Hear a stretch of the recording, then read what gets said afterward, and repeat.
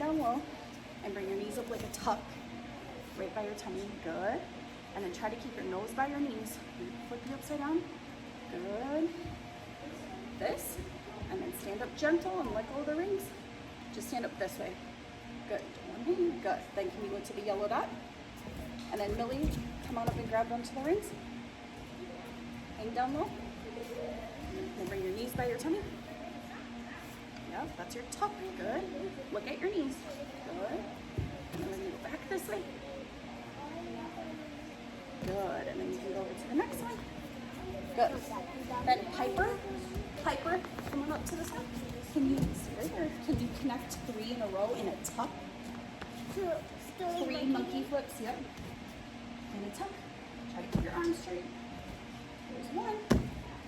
And 2.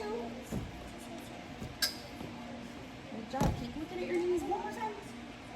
Good job.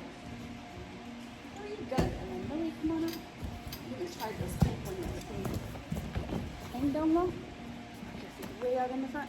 Arms straight. Good. Now lift your toes up. Keep them straight. Keep them straight. Keep them straight. But don't let them bend. Don't let them bend. Good. Now see if you can jump back. And do it straight again. Point your pretty toes together. Good job. And then can you go to the yellow dot? Piper, could you try one like that, but all by yourself?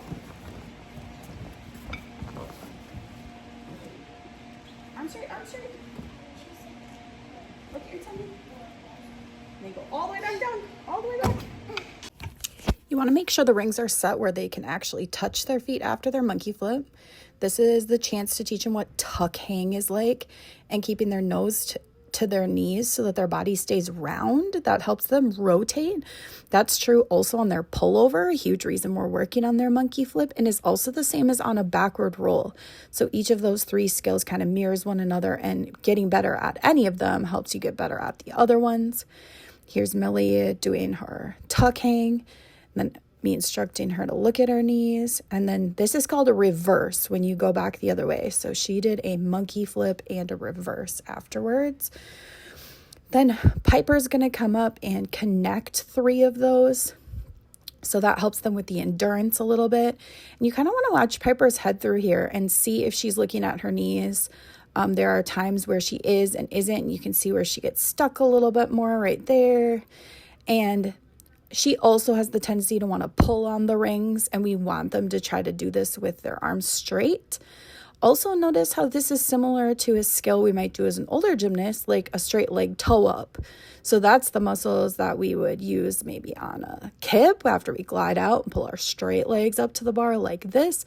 So this skill is really a full body exercise where they're learning a lot about how their body works and what muscles to use. I'm getting a chance there to talk to her about an L shape, a pike shape, legs straight, legs together, knees straight, toes pointed, big toes together.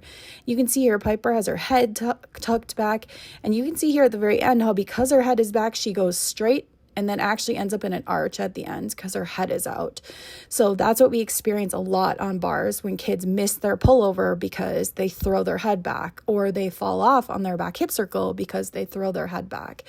So this is their first chance to get to work on rotating with their head in that correct position. And so that's what we want to make sure that we're looking for and correcting right away. So hopefully that someday when they get the chance to try those harder skills, they naturally want to do it correctly, and then they're not needing those same corrections later on. So this is definitely a building skill towards all the things that we want them to be able to learn in class.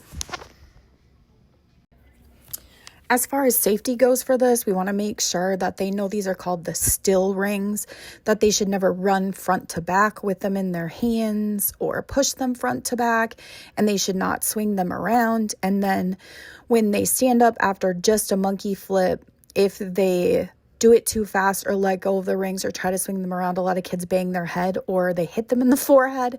So just make sure in your instructions that's included, so that if they don't listen to you, that's on them, and at least you tried to tell them to hold the rings still. Also, when you're spotting a monkey flip, you want to make sure that you've got one hand on their tummy and one hand on their back, kind of sandwiching them, so that if they do slip off or let go when they're upside down, that you can keep them from landing on their head.